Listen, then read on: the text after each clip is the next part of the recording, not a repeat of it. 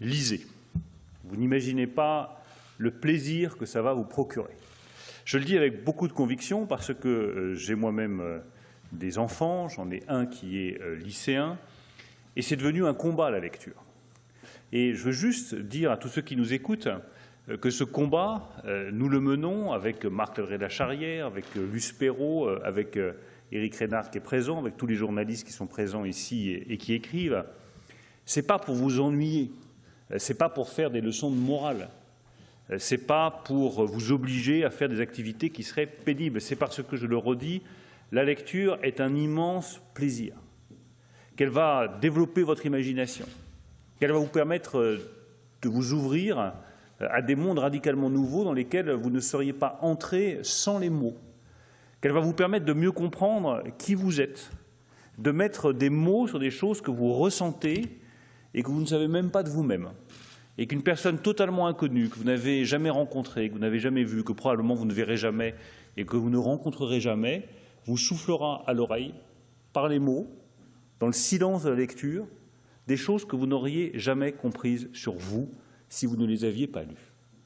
On apprend plus sur son désir d'aventure en lisant Robinson Crusoe qu'en partant en voyage.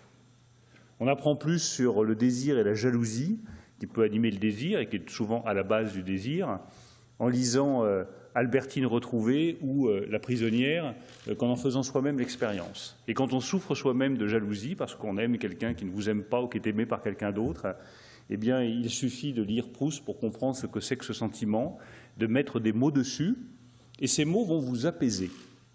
Ces mots vont vous apaiser parce que vont vous faire comprendre que vous faites partie d'une collectivité qui ressent les mêmes choses et que vous n'êtes pas tout seul. Et c'est ça la singularité de la lecture. C'est que c'est une activité solitaire qui vous ouvre au reste du monde. Vous êtes seul et vous n'êtes jamais autant avec tous les autres que lorsque vous lisez un livre. Donc je le redis à tous ceux qui nous écoutent, à tous les jeunes qui nous écoutent, lisez, arrachez-vous aux écrans. Arrachez-vous aux écrans. Les écrans vous dévorent, la lecture vous nourrit. C'est toute la différence.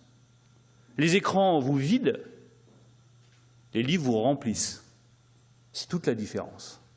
Alors évidemment que c'est un combat parce que l'écran, c'est la facilité, on est capté, l'attention est captée. Puis en plus, ils sont tellement bien organisés, ça fera le lien avec les GAFA, qui savent vous donner, exactement comme on le fait pour les rats, des petits stimuli nerveux, toutes les 5 secondes, toutes les 10 secondes, qui vous obligent à continuer à rester scotché à votre écran. Mais malheureusement, ce n'est pas ça qui vous permettra de développer votre liberté. Et je termine par là parce que c'est aussi une conviction très forte chez moi.